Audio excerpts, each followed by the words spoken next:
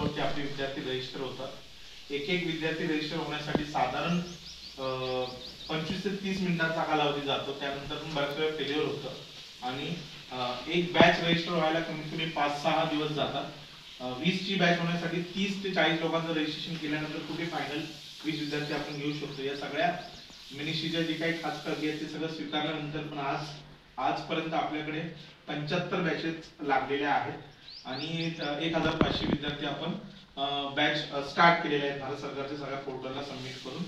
अशा पद्धतीने फक्त आता 15 बॅचेस फक्त आपण म्हणतो पण फक्तला खूप ताकद लागणार आहे अजून 15 बॅचेस लावायला, कारण वेळ कमी आहे आणि फक्त पैशा अभावी आपण थांबलेलो आहोत। आपल्याकडे ग्रँड आल्याशिवाय आपण ते चालू करू शकत नाही म्हणून थांबलेलो आहोत, नाही तर आपला तो पण टार्गेट पूर्ण करण्याच्या दृष्टीने आपण प्रयत्न करणार होतोच।